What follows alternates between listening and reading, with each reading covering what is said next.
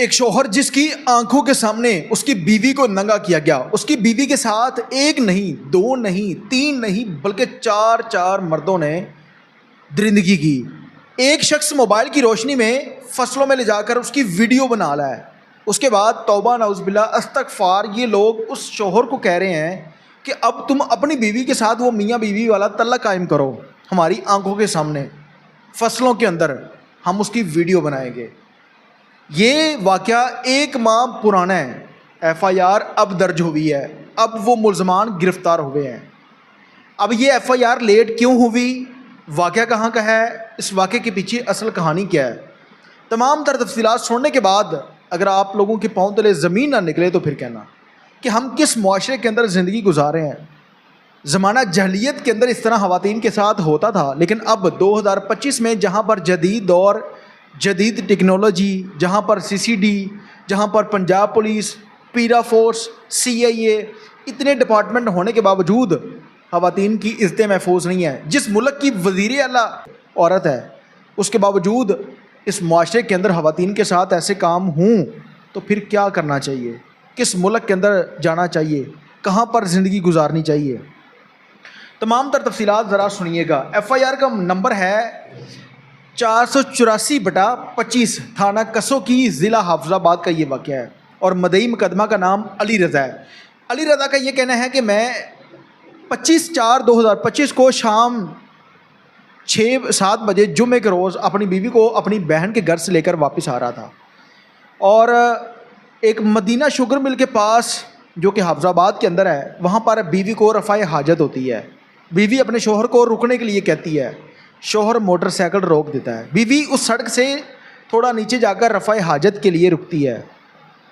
ایک motor cycle سوار جس کے پاس اسلحہ موجود ہے، وہ آ کر اس شخص کو پوچھتا ہے کہ تم یہاں پر کیا کر رہے ہو؟ یہ بتاتا ہے کہ میری بیوی رفع حاجت کے لیے گئی ہے اور میں یہاں پر کھڑا ہوں۔ یہ 4 لوگ آتے ہیں اور اس کی بیوی کے پاس چلے جاتے ہیں۔ ان دونوں میاں بیوی کو اسلحے کی نوک پر 1 کلومیٹر مین سڑک سے نیچے لے جاتے ہیں، تب تک اندھیرا چھا چکا تھا۔ پھر اس کے بعد وہاں پر لے جا کر اس شوہر کے سامنے اس کی بیوی کو ننگا کیا گیا، اس کی بیوی کے کپڑے اتارے گئے، اس کے شوہر کے کپڑے اتارے گئے، دونوں کو سامنے کھڑا کر کے اس کی آنکھوں کے سامنے باری باری 4 لوگ اس کی بیوی کے ساتھ درندگی کرتے ہیں۔ توبہ نعوذ باللہ، اس شوہر کی کیا حالت ہوگی جب اس کی عزت اس کی آنکھوں کے سامنے لٹ رہی ہو۔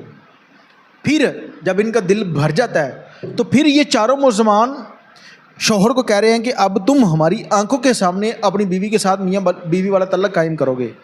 وہ شخص ترلے کر رہا ہے، ہاتھ جوڑ رہا ہے، قرآن کی قسمیں دے رہا ہے، ان کو ترلے کر رہا ہے، لیکن یہ اتنے بڑے ظالم دجال تھے، انہوں نے بات نہیں سنی اس کی، اپنی من مرضی کرتے رہے۔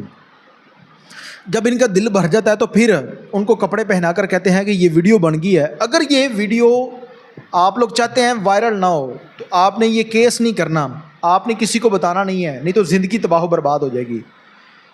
یہ شخص گھر آیا اور اس کے بعد یہ 1 ماہ کے بعد جب ویڈیو وائرل کرنے کی دھمکیاں ملنے شروع ہو گئی تو پھر یہ شخص کبھی SHO کے پاس، کبھی DPO کے پاس، کبھی DSP کے پاس جاتا ہے کہ میرے ساتھ یہ معاملہ ہوا ہے اور مجھے FIR درج کرنے کے بعد انصاف دیا جائے۔ پولیس یہ سمجھتی ہے کہ ہو سکتا ہے کہ یہ شخص ان کو پھنسانے کی کوشش کر رہا ہے، کیونکہ اگر اس طرح کا کوئی معاملہ ہوا ہے تو اس نے FIR پہلے کیوں نہیں کروائی۔ پولیس بھی اپنی جگہ پر ٹھیک تھی، لیکن جب وہ ویڈیو وائرل ہو جاتی ہے اس کے بعد DSP صاحب، DPO صاحب، SHO صاحب، تمام تر لوگ متحرک ہو جاتے ہیں، FIR درج کرتے ہیں، ان ملزمان کو گرفتار کر لیتے ہیں۔ گرفتاری کے بعد جب پوچھا تو ان لوگوں نے اعتراف جرم کیا کہ ان لوگوں نے ویڈیو بنائی ہے، تمام تر ڈیٹا پولیس ریکور کر لیتی ہے۔ اب دیکھتے ہیں کہ پولیس اس عورت کو کیا انصاف دیتی ہے، اس مرد کو جس کی آنکھوں کے سامنے اس کی بیوی کی عزت لٹ گئی، اس کو کیا انصاف دیتی ہے۔ جس ملک کے اندر پنجاب پولیس، CCD، پیرا فورس، CIA، اتنے ڈپارٹمنٹ ہوں لوگوں کو انصاف دینے کے لیے، اس ملک کے اندر بھی اس طرح کی درندگی ہو تو پھر کیا کرنا چاہیے۔ جس ملک کی وزیر اعلیٰ بھی عورت ہو، عورت اس کی ریڈ لائن ہو، اس کے باوجود عورتوں کے ساتھ اس طرح کا سلوک ہو تو پھر میرے خیال میں اس طرح کے جو ظالم بھیڑیے ہیں ان کو انسانی عبرت بنانا چاہیے۔ ڈاکو صرف لوگوں کا مال لوٹتے ہیں، پنجاب پولیس انکاؤنٹر کرتی ہے ان کو، جو ڈاکو، جو ظالم، جو بھیڑیے کسی مرد کے سامنے اس کی بیوی کی عزت لوٹیں، اس کو کیا کرنا چاہیے؟ اس کو نشان عبرت بنانا چاہیے ان کو. اور ایف آئی آر کے مطابق انہوں نے زیور بھی چھین لیا، پیسے بھی چھین لیے اور 2 موبائل بھی چھین لیے تاکہ یہ کسی کو فون نہ کر سکے. اتنا بڑا ظلم اس فیملی کے ساتھ جو اس وقت پورے پاکستان کے اندر یہ معاملہ ٹرینڈنگ میں ہے. تمام تر افسران کو چاہیے، اب ایکٹ کی وجہ سے لوگوں کے اوپر ایف آئی آریں دی جا رہی ہیں. اگر سوشل میڈیا پر کوئی آ کر پولیس کو شرم دلانے کی کوشش کرتا ہے اس کے اوپر پرچہ، اگر کوئی شخص کسی افسر کے خلاف بات کرتا ہے تو اس کے خلاف پرچہ.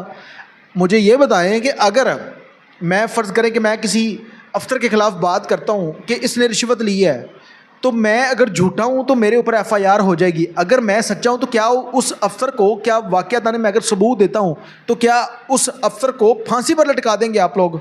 جہاں پر افسران کی غلطی ہے وہاں پر کوئی کسی قسم کی ایف آئی آر نہیں ہے. اور ملک پاکستان کے اندر اگر کوئی شخص رشوت لیتا ہے اس کو وقتی طور پر نوکری سے نکالا جاتا ہے. جب وہ دوبارہ نوکری پر آتا ہے تو پھر وہی ساری تنخواہیں بھی لیتا ہے. اس کو کیا فرق پڑتا ہے؟ وہ ڈسمس ہو، وہ نوکری سے برخاست ہو، جو مرضی ہو.